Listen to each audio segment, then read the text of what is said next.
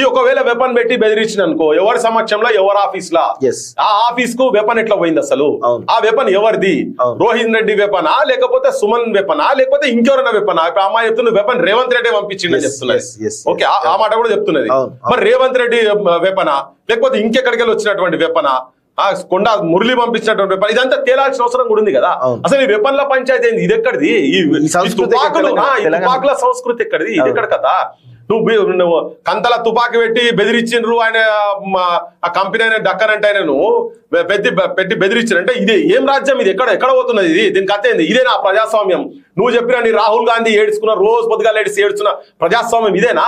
చీకట్లో పోయి దొంగల లెక్క పోలీసు వాళ్ళని ఇళ్ల మీదకి పంపించడు ఏం కంప్లైంట్ లేదు ఇప్పుడు కంప్లైంట్ చూపించాలి ఆ రోజు నన్ను అరెస్ట్ చేసిన రోజు కూడా గట్టే ఉండే కంప్లైంట్ లేదు పాడలేదు తీసుకుపోయి కుసబెట్టరు రాత్రి అంతా కుసబెట్టరు అంటే నీ చీకటి దందాలకు నీ కథలకు మాత్రం ఎప్పుడు తెల్లారే ఉంటది ఆమ్చి ముంబై లెక్క సుబామే రాత్ హోతీ రాత్ మే సుబా హోతీ లెక్క ఉన్నది ఈయన ముచ్చటంతా సో ఇక్కడ ఆ వెపన్స్ ఎక్కడికి వెళ్ళి వచ్చినాయి ఇవన్నీ కూడా తేలాల్సిన అవసరం ఉంది అసలు ఏం జరుగుతుంది తెలంగాణలో ఇది బయటకు వచ్చింది బయటికి రాకుండా ఇంకేం అరాచకాలు చేస్తున్నావు ఒకటి ఏంటంటే తెలంగాణ జనానికి చెప్పేది ఏంటంటే రియల్ ఎస్టేట్ వ్యాపారులు కాంట్రాక్టులు చేస్తోడు లిక్కర్ దందాలు చేస్తోడు కాలేజీలను అంటే విద్యను వ్యాపారం చేస్తోడు వైద్యాన్ని ప్రాణం పోసేటువంటి వైద్యాన్ని వ్యాపారం చేస్తోడు ఇసుక దందాలు చేస్తాడు ఈ మాఫియా నా కొడుకులు మొత్తం మంత్రులు ఎమ్మెల్యేలు అయితే తెలంగాణ గతి గిట్లనే ఉంటది ఈ తెలంగాణ కాదు ఈ తెలంగాణ గురించి కాదు మనం కొట్లాడింది ఒక రియల్ ఎస్టేట్ వ్యాపారి రేవంత్ రెడ్డి అంటే ఆయన ఇగో ముఖ్యమంత్రి అయితే గిట్లనే రియల్ ఎస్టేట్ దందాలు చేసినట్టు ఉంటది ఎవరికి ఎంత పర్సెంటేజ్ రంగనాథ్ కూడా చెప్తున్నాం మన ఒక ఇంటర్వ్యూలో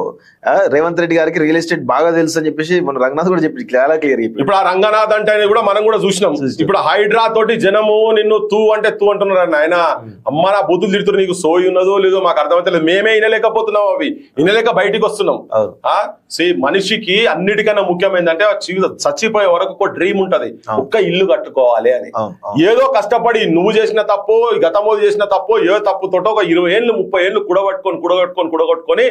చిన్న చిన్న నౌకర్లు ప్రైవేట్ కంపెనీలా కష్టపడి చెమట రక్తం ఓడిచి కూలి పని చేసుకొని చిన్న టిఫిన్ షాప్లలో పనిచేసి ఆ వాచ్మెన్ గిరిలు చేసి ఓటి చేసి కింద జాగ కొనుక్కొని ఆయనకి ఏం తెలుస్తుంది లీగలో ఇల్లీగలో ఆయనకు తెలియదు కానీ గవర్నమెంట్ మాత్రం మీరే పర్మిషన్ ఇస్తారు కరెంటోడు పర్మిషన్ ఇస్తారు నీళ్ళోడు పర్మిషన్ ఇస్తాడు నిప్పోడు పర్మిషన్ ఇస్తాడు అందరు పర్మిషన్ ఇస్తారు మొత్తం అందరు పర్మిషన్ ఇస్తే మున్సిపాలిటీ పర్మిషన్ ఇస్తాడు నల్ల కనెక్షన్ ఉంటది అది కరెక్ట్ గా వచ్చని కొనుక్కున్న ఇండ్లు నిర్దాక్షిణ్యంగా ఒక రాక్షసులు లెక్క ఒక పిశాచి లెక్క